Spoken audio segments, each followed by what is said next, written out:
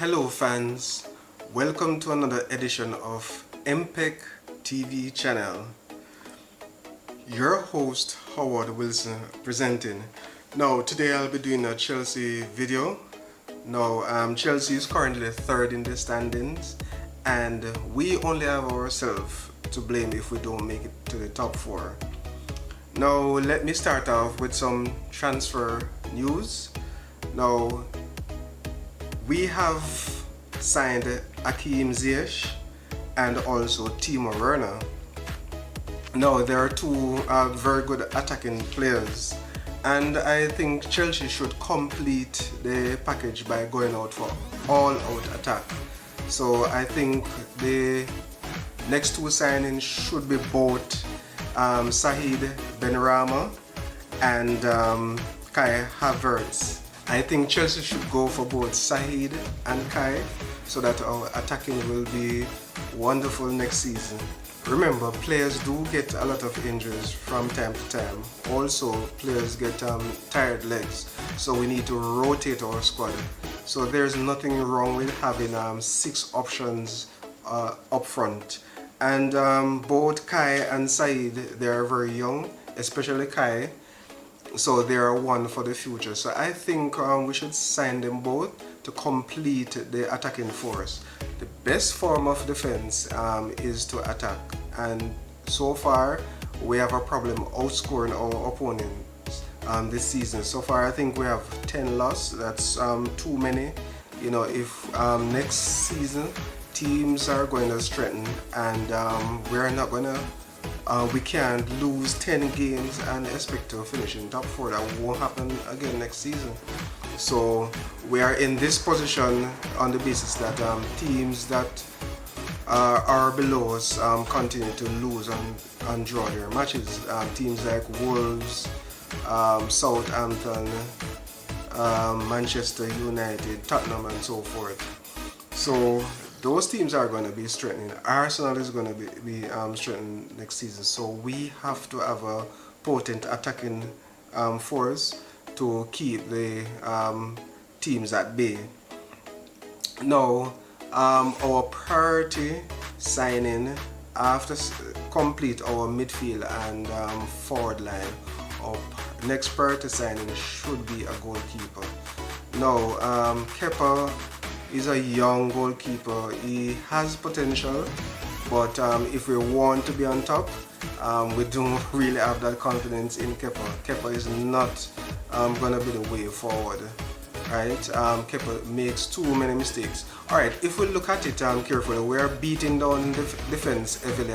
I'm not saying the defense don't make mistakes, but we are beating down the defense too much, because if we look into it, every game that we lost with our opponent scoring 2 or more goals against us, check it, at least one of those goals is a goalkeeper error, right? I repeat, every game that we lost this season with the opposing team scoring 2 or more goals against us, those games, if we check it, at least one of those goals is a result of goalkeeper error.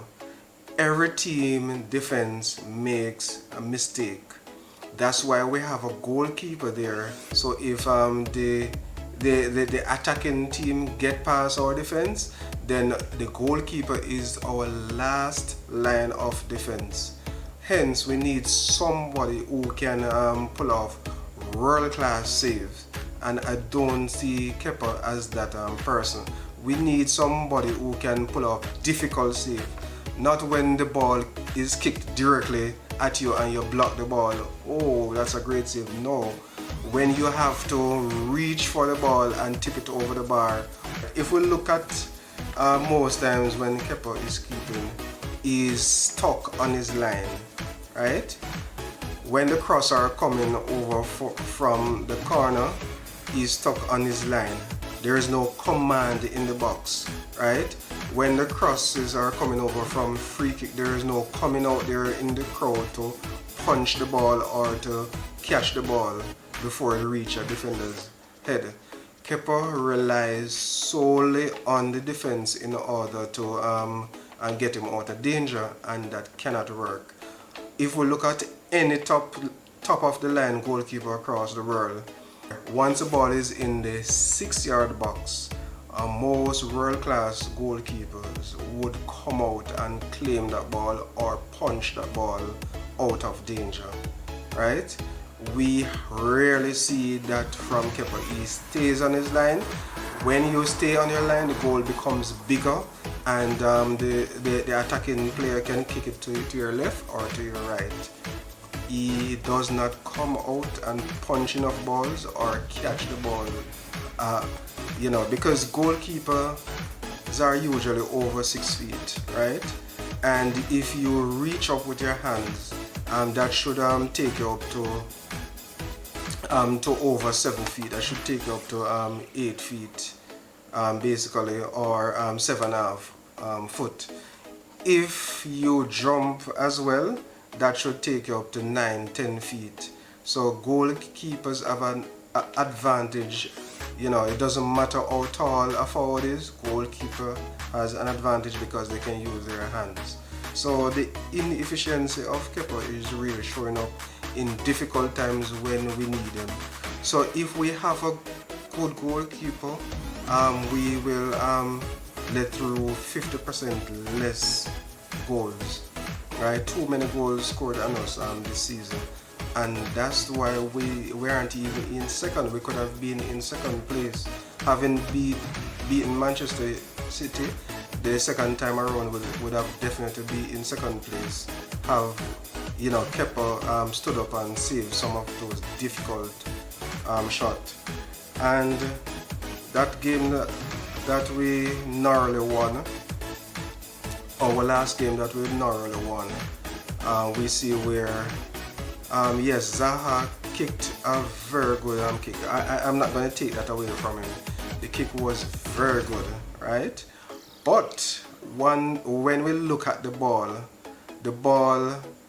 passed within inches over the under the crossbar. Sorry, the ball passed within inches under the crossbar to score, right?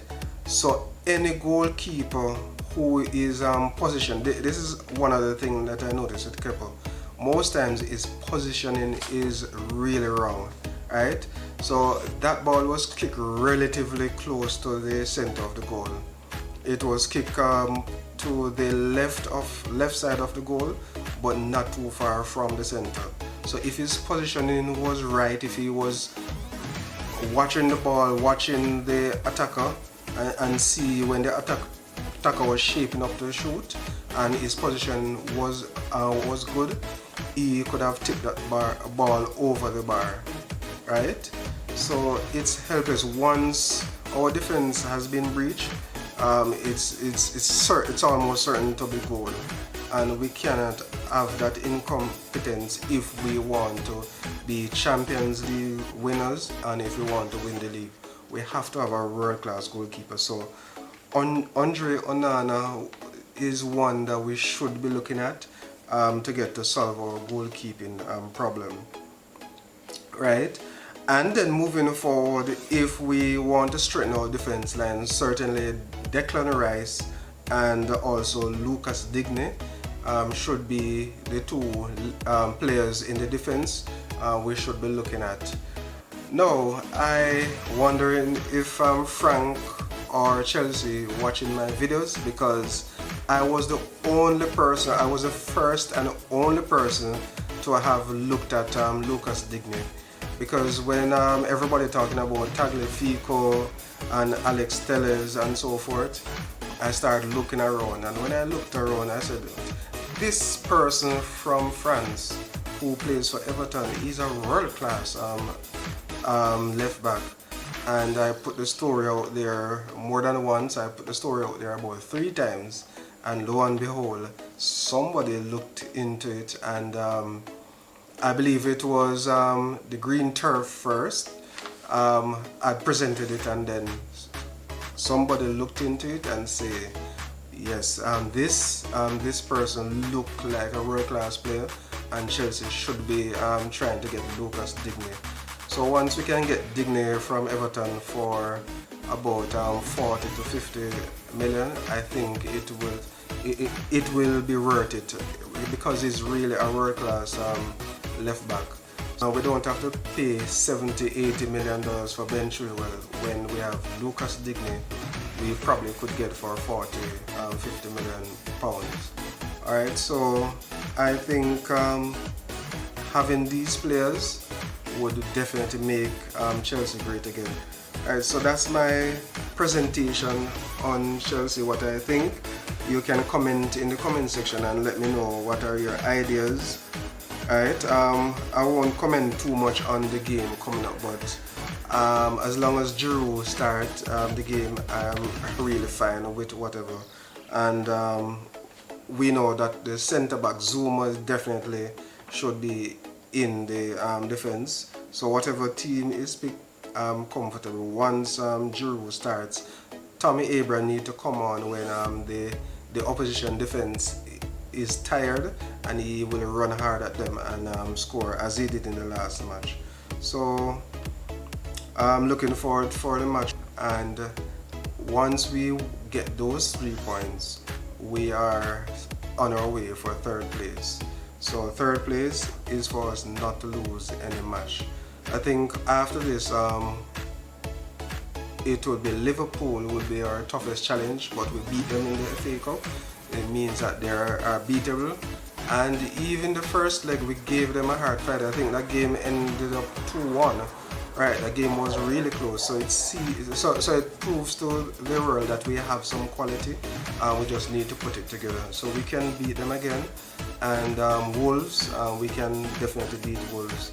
Alright, so once we keep on winning and getting those 3 points, then we would definitely finish third in the league, and we will have a cushion. So leave it up to the others to fight for fourth place, but we need to hold on to third to secure our Champions League spot. Alright, continue to support the channel. I know that some persons probably don't have a Google account. You can sign up for a Google account so that you can support the channel by subscribing, give the video a like, and help me get to 1,000 subscribers.